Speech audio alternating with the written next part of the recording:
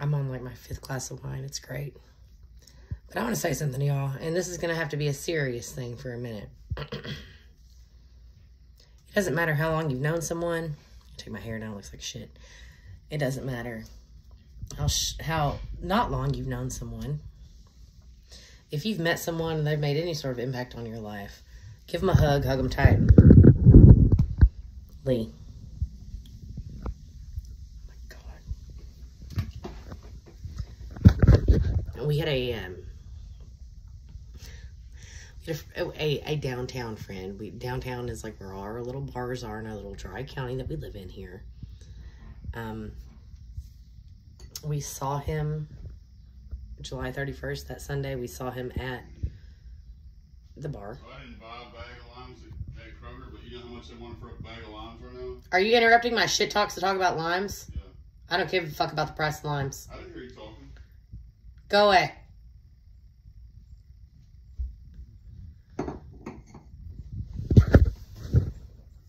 Anyway, we were all downtown, we were downtown this past Sunday too. That's what we do. But the previous Sunday we were all downtown, and a regular from downtown was there. He left, he took a couple people home, and he came back. And the motherfucker only had like 2 beers the whole night from there anyway. I don't know if he went somewhere else or not, but anyway, so he was driving home. He lives in a town that's like a suburb of where we live. It's like 9 miles outside of town or something. He was probably 4 miles, 5 miles away. And somebody in what I heard was a major mail distributor that starts with an F and ends with an EDEX, decided to try to make an illegal U-turn with what I can only assume was a double trailer semi, because that's a 4-lane plus turn lane highway, and the report is that he was blocking all 4 lanes at like 10:30 at night. So our buddy was just driving home, minding his own business, going home to see his dog and whatnot. Slammed into one of the trailers. Killed him instantly. And, you know, you never really know when it's your time to go. You never really, especially if something like that happens, you never really know that that's going to happen. There's no lights out there, really. It's out in the middle of, like, a rural area. Like, there's a stoplight in that general vicinity, but there's also a big-ass factory with a big-ass parking lot that the motherfucker driving the truck, instead of doing an illegal U-turn, could have pulled into and turned the fuck around and been responsible instead of being deadly. He left behind 2 small children, his dog, his entire family, and all of his friends downtown. And I just need you guys to, like, maybe go and like hug your folks tight. Like, I talked to him Sunday night. He left about the same time we did. Woke up the next morning and started seeing things on Facebook, I guess. And that was that, you know. And he was 27, 28 years old, something like that. You just never fucking know. Served our country as a Marine. Thank you for your service, but he's gone in an instant, in a flash. And there's nothing you can do about it.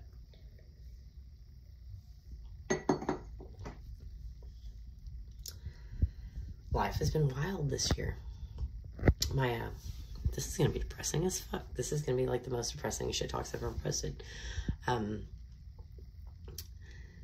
I got a message just over a month ago around midnight from my great aunt telling me that my cousin, who is 2 months younger than me and who I grew up with basically like a brother because we're the same fucking age, had taken a 9mm and in a hotel here in town.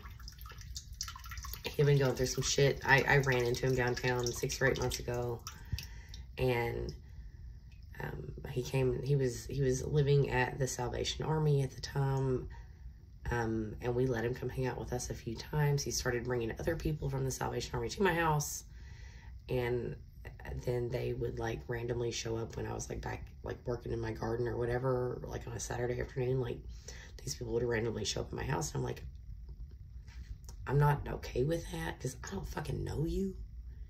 I'm not judging anybody who's like been through hard times or whatever, but I don't know you, first of all. Why are you at my house? Like, well, I didn't have your phone number. Like, there's a reason you didn't have it. Like, why are you here? Like, oh, I just need to get away for a minute. Well, so is that? It's not my job to entertain, but I'm talking about the people he brought over, not him. Like, had I known that my cousin was in such a bad place, I would have let him stay with me so that hopefully I could keep a better eye on him than whatever the hell situation he was in at the time that he decided that was his best option and his only way out. But hug your folks and hold them tight because you never know what they're going through. As for my wreck I had on May 20th when I got T-boned, finally got my car back after $7,000 for the damage. Still waiting on my lawyer to work this shit out with that insurance company because my spine is now fucked up. And has been ever since. Yeah, it's just been a fucking really shitty ass summer, and it's been hot as fuck. It's been like 105 degrees like every goddamn day. Seems like, if not, the humidity made it feel that way. And I'm not a fan. I'm not a fan of any of it. So here I am drinking wine, which is my winter drink. What day is it? August something? My daughter turns 18 this month, y'all. 18 years old. She's moving to college in a couple weeks. And I'm just like flabbergasted at the entire thought of it. Like, it's insane to me. She's gonna do her undergrad. She got the most scholarship money in her class, $105,000 or some ridiculous amount over that. She's gonna go to med school. Good for her. Good for her. Put mom in a good nursing home if she lives long enough. But yeah. So I know my biggest fan in the UK keeps emailing me and asking me all kinds of questions. You spelled my name wrong, by the way. Just letting you know in your email. And it kind of freaks me out that you know my name. But at the same time, I don't give a fuck. Anyway, it's been a fun summer, you guys. Tell me about yours, because I'm tired of thinking about mine. Anyway, y'all have a good night.